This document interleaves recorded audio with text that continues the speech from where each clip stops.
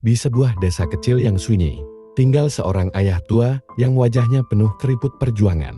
Ia tak punya harta, tak punya jabatan, hanya semangat dan kasih sayang untuk kedua anaknya. Namun, nasib kadang begitu kejam. Ia dihina, direndahkan, bahkan diusir dari rumahnya sendiri oleh darah dagingnya. Tak ada yang tahu, di balik kesunyian hidupnya, dua anak yang ia didik dengan doa dan air mata sedang tumbuh menjadi cahaya yang kelak menyinari hidup sang ayah. Inilah kisah tentang seorang ayah yang diremehkan, namun dibalas cinta oleh anak-anaknya.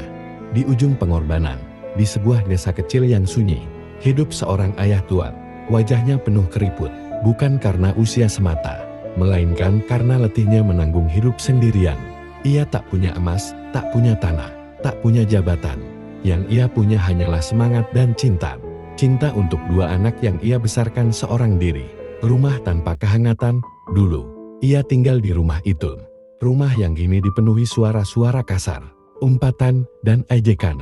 Istrinya telah lama tiada, dan kini, yang tersisa hanya anak tiri, menantu, dan cucu yang tak pernah diajak bicara dengan lembut. Sudah tua, gak bisa nyumbang apa-apa. Mau makan aja minta, gak tahu malu. Setiap hari, sang ayah mendengar kalimat itu. Sampai akhirnya, ia memilih pergi. Malam itu, ia keluar dari rumah tanpa membawa apa-apa. Hanya sarung, tas usang, dan air mata yang menetes tanpa suara. Air mata di gubuk tua. Di pinggir desa, ada sebuah gubuk reot peninggalan orang tuanya. Di sanalah ia tinggal. Siang bekerja jadi kuli angkut, malam menjahit kantong beras bekas. Uangnya disisihkan, bukan untuk dirinya, tapi untuk mengisi tabungan dua anak kandungnya yang sedang menuntut ilmu di kota. Hasil beasiswa dari pemerintah. Ia tak pernah mengeluh, hanya terus berdoa. Ya Allah, jadikan anak-anakku manusia yang mulia, meski aku hina di mata orang. Janji di balik jerih payah. Waktu seolah berjalan mundur. Ia dulu berdagang keliling, memanggul barang di pasar. Anak-anaknya ia bawa ke masjid. Ia ajarkan salat dan kejujuran. Ia ajari menabung meski hanya Rp500 sehari. Ia tak mampu memberi baju mahal, tapi ia tanamkan harga diri. Nah, kamu boleh miskin, tapi jangan pernah hina orang lain, dan jangan pernah lupa siapa yang membesarkanmu. Anak lelaki yang meniti jalan pengusaha. Sang anak lelaki, bernama Ilham, bekerja di dapur restoran sejak SMA, dari tukang cuci piring, naik jadi asisten koki. Ia belajar resep, belajar manajemen, hingga akhirnya berani membuka usaha kecil di kaki lima. Bertahun-tahun ia jatuh bangun, tapi kerja keras tak pernah mengkhianati. Kini ia jadi pemilik jaringan kuliner Nusantara. Di kantornya, foto ayahnya selalu ia pajang. Karena semua ini dimulai dari tangan kasar bapak, katanya saat diwawancara. Sang putri dan benang-benang mimpi. Putrinya, Rani, sejak kecil suka menjahit dengan kain bekas. Dia ikut lomba desain tingkat sekolah, menang, lalu dapat beasiswa ke kota. Di sanalah ia berjuang dari nol. Sering tidur di lantai kosan sempit, menjahit sampai subuh. Tapi mimpinya kuat. Kini ia menjadi desainer ternama, dengan butik sendiri di Jakarta dan Paris. Tak hanya itu, Rani juga mendirikan rumah sakit amal untuk perempuan dan anak miskin, atas nama ibunya dan ayahnya. Surat yang menggetarkan hati. Suatu hari, di gubuk tua itu, datang sebuah mobil mewah. Seorang sopir turut, membawa surat dan berkata, "Ini dari anak-anak Bapak." Tangan sang ayah gemetar. Surat itu dibuka pelan-pelan. Di dalamnya ada tulisan tangan yang ia kenal. "Pak, jemputlah cinta kami. Kami rindu memelukmu kembali." Sang ayah tak percaya. Ia hanya bisa menangis sambil sujud syukur. Pelukan yang telah lama hilang.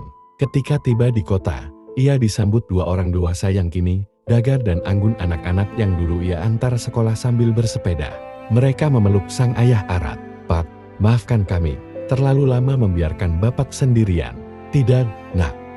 Kalian telah buat Bapak hidup kembali." Hari itu, semua rasa sakit menguap.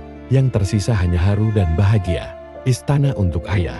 Di pinggiran kota, berdirilah rumah megah nan asri. Di dalamnya ada taman, perpustakaan, musala, dan ruang keluarga yang hangat. Di dindingnya, terpajang foto lama seorang ayah kurus menggendong dua anak kecil di sawah. "Ini bukan rumah biasa, Pak. Ini istana. Untuk raja dalam hidup kami." Sang ayah tinggal dengan damai, didampingi cinta yang dulu sempat hilang. Tamu tak diundang.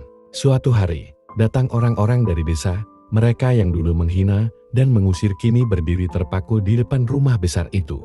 Itu, rumah Pak Umar. Astagfirullah. Kita dulu mengusir dia. Mereka datang meminta maaf. Sang ayah tidak marah.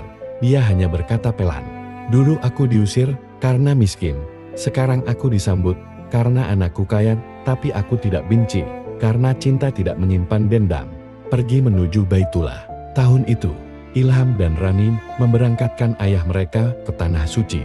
Di Mekah, sang ayah menangis dalam sujudnya. Ia tak lagi mengingat luka masa lalu, yang ia ingat hanya dua anak yang kini jadi cahaya hidupnya. Ya Allah, terima kasih kau gantikan hinaan dengan kemuliaan, kesepian dengan pelukan, dan derita dengan cinta abadi. Di depan Ka'bah, ia berbisik, bukan hartaku yang mulia, tapi anak-anakku. Kisah ini bukan tentang kemiskinan, bukan tentang balas dendam, tapi tentang cinta yang sabar, doa yang tulus, dan anak-anak yang tahu cara membalas pengorbanan orang tua. Sebab sahabat apapun dunia meremehkanmu, jika anakmu mencintaimu, maka surga akan lebih dekat dari yang kau kira.